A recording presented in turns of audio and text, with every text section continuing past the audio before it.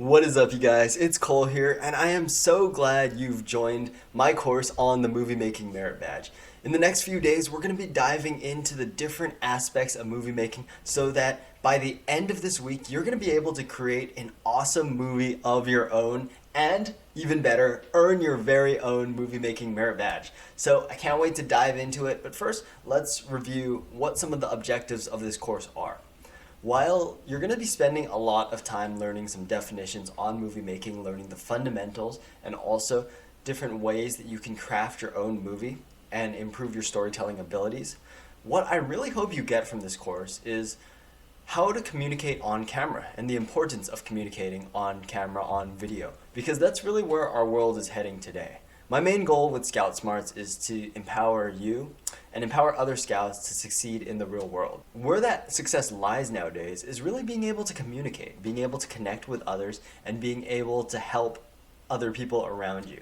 So I hope you can get that from movie making, and also through the aspects of movie making that relate to YouTube. Teaching others is really the key to being happy and also to creating immense value in the world. So that's just a little bit of my own philosophy. Now let's just dive into the course.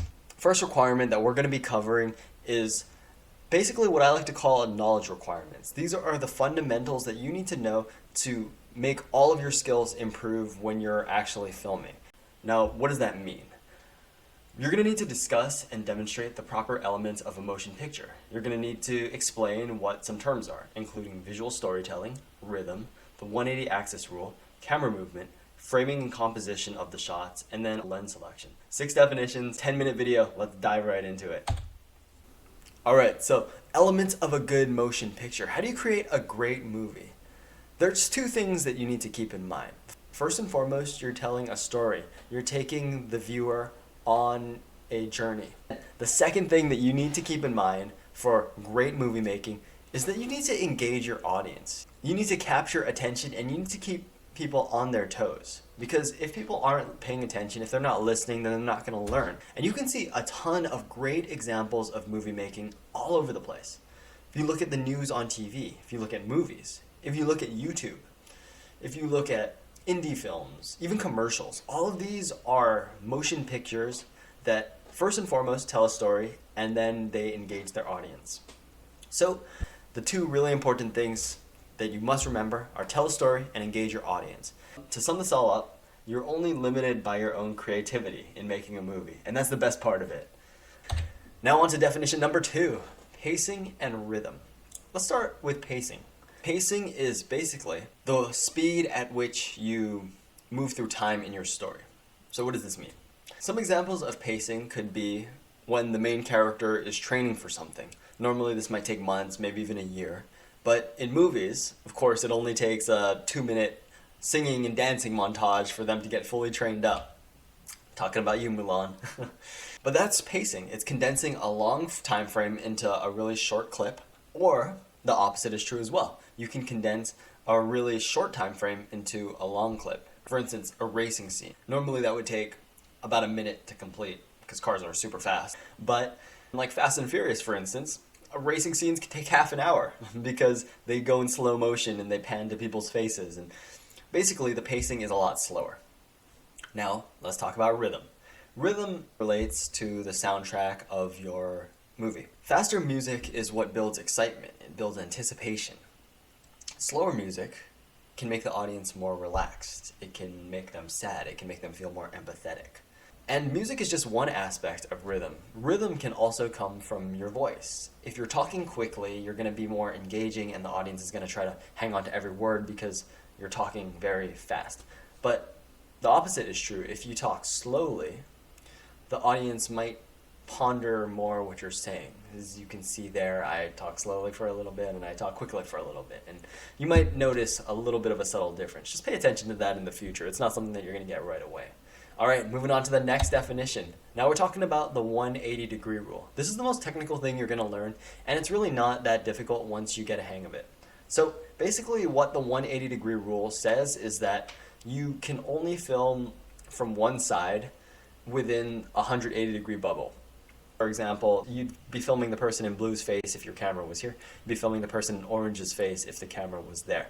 But what you can't do is you can't switch to this side. Because if you go past 180 degrees and you film people from the other side, it'll be really confusing for your audience, because then the person who's on the left, so orange was on the left in the beginning, orange would be on the right and blue would be on the left. So your audience would be like, what's going on? So basically, the 180-degree rule is very simple. If you're filming two people, you can't switch sides, or it gets really confusing. That's all there is to it. All right, this is going to be your bread and butter. It's camera movement.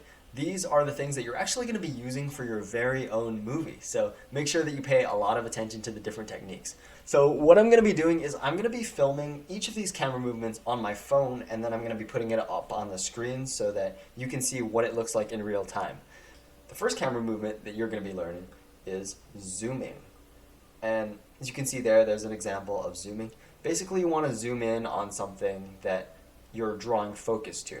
For example, maybe your person in the movie looks down and sees like a $100 bill. So you point the camera down and you zoom in on it. That's an example of zooming. Second is tilting. Tilting is basically just moving your camera lens up and down. By the way, this is my setup. These are the lights that I'm using. It's very low budget. I'm using this camera, so it's not really even a real camera.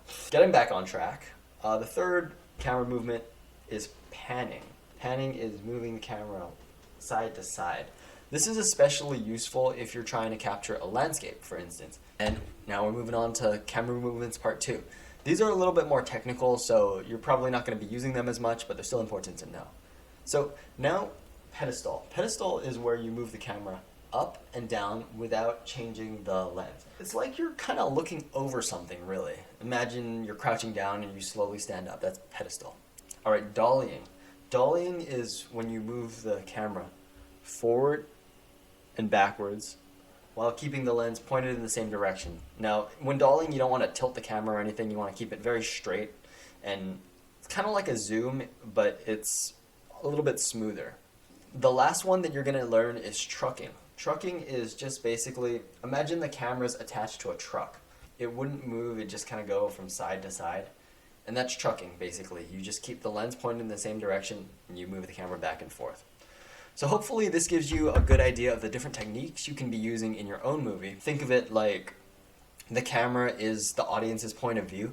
So if you're trying to take them through a journey, you can use different movements so they actually feel like they're seeing it through their own eyes. That's the real importance of different camera movements. All right, bear with me. We're almost done. We just have 2 more definitions. Should be another 5 minutes. So let's go through this really quickly. Framing. Framing is how you focus on the subject of your shot. See, for example, this is a picture of some sort of red thing. I have no idea what it is. But it's framed a little bit to the side of the shot, which means that the audience is not going to be immediately looking at it. Conversely, if you look at me in this little box here, I'm ideally, I hope I am, in the middle of the shot, which means that you're going to pay more attention to me. Sometimes you don't want to do that, especially in cinematic movies. For instance, if there is a character that's undercover, they're trying to be sneaky, you probably wouldn't want to frame them in the middle of the shot. You'd put them off to the side, maybe further back, but definitely not front and center in your shot. If things are more central to the shot, they're more important, the audience will focus more on them, whereas if they're off to the side, further back, the audience will focus less on them. All right, now composition is the way that you put together your frame. It's basically your entire shot. So if the frame was me being in the center of the screen right here, the composition would be the sides. It'd be like the background. It'd just be everything involved. Composition is important because it gives your frame context. If you have, say, useless things, say I had a garbage can in the background, right? That'd be bad composition because I wouldn't really want a garbage can behind me. Don't be afraid to move things around within your composition and even take things out if you feel that they don't suit what you're trying to communicate. You are 100% in control of your movie and the story that you're telling, so just pay attention to what is shown through the camera lens and it'll go a long way. Alright, we're on the last one, so bear with me. Should be another 3 minutes and then you can go about your day with the first requirement done. We're talking about two different kinds of lenses, prime lenses and zoom lenses. Zoom lenses can zoom in, prime lenses can't, but prime lenses can shoot in higher quality. So there's kind of a trade-off. A lot of professional movie makers use prime lenses, but I'd suggest for both of our purposes, a zoom lens is perfectly fine. Now, aperture. Basically, aperture is how much light gets into your camera, and that gets measured in f numbers. So you might have heard the numbers f1.4, f2.8, and the lower the f number, the wider your aperture. The wider your aperture, the more light can get into your camera. If more light can get into your camera, then that means that you can shoot better footage in darker places, so maybe at night, for instance. That's basically all you need to know about lens selection. I'd encourage you to do your own research if you're going to be purchasing anything, so be sure to look into it and see if it's suitable for your needs. Anyway, that's it for today, but I just want to give you a bit of homework before you head off. Now, don't worry, it's nothing major. Just note that, as I mentioned before, for requirement 4, you're going to be creating your own movie, which is super exciting. And right now, I want you to begin the brainstorming process of what your movie's actually going to be about.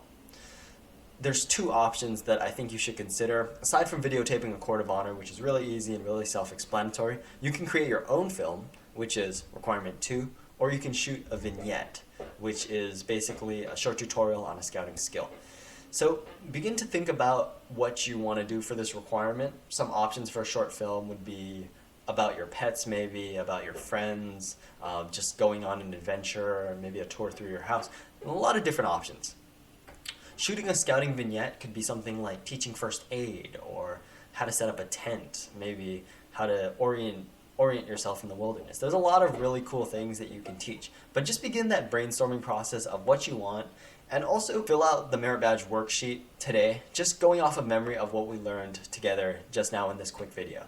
If you're not able to fill everything out by memory, don't worry. In the description down below, I have the entire show notes and all of the answers needed. But just try to go by memories, because it'll help you to learn the information better, and it'll help you to use it in the future, especially when making your own film later on. So give it your best shot, and then check the notes down below for the actual answers. All right, and there you have it. That is everything that you need to know to complete requirement 1. You should be 100% set. Tomorrow, I'm going to be teaching you requirement 2, so stay tuned, and I'm looking forward to seeing you then.